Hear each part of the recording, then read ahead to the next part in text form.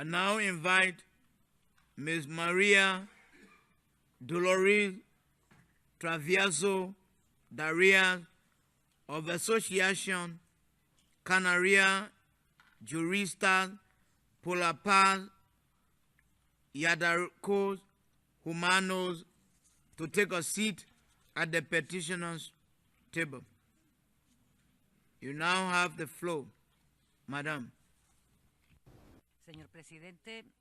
Chairman, distinguished delegates, once again, on behalf of my organization, I come before you to tell you about our work, legal observation, in the non-self-governing territory of the Western Sahara that we began 16 years ago. Unfortunately, those who said the passage of time would only worsen the conflict were right.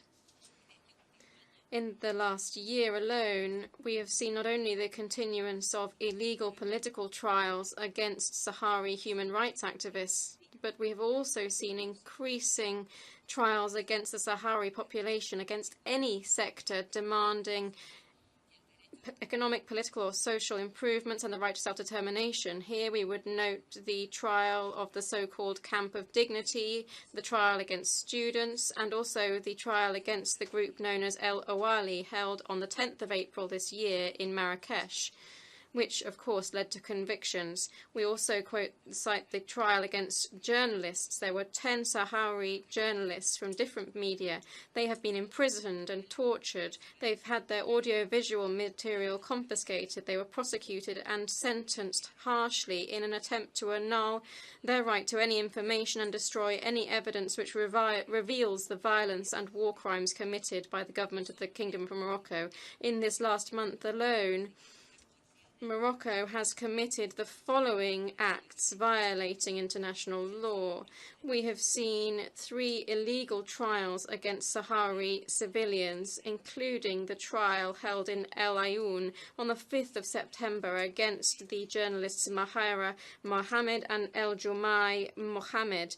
I was a direct witness to this trial. It only lasted 10 minutes. The chief prosecutor did not speak, and no evidence was brought. The sentence was handed down 1 hour later. The same day, the political activist and human rights defender Sultana Jaya, who was participating in peaceful protests against the pillaging of natural resources in the Sahara, before the European Parliament delegation who was visiting the occupied territory, was brutally attacked by Moroccan police forces.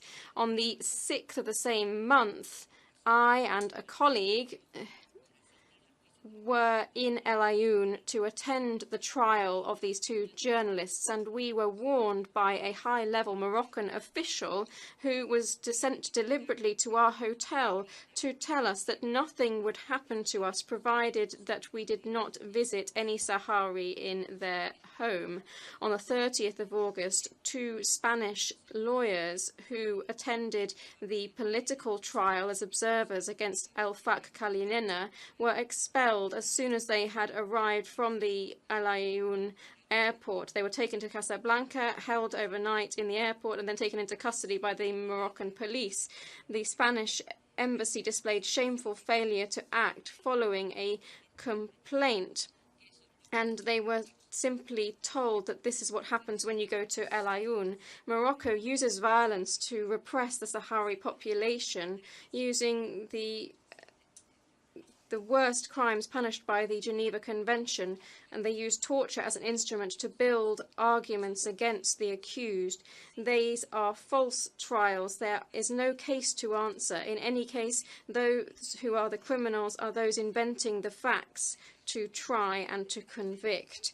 Chairman, I conclude with a request. The clear lack of protection for Sahrawis from the occupying power and the complicity of the de jure power requires the adoption of measures.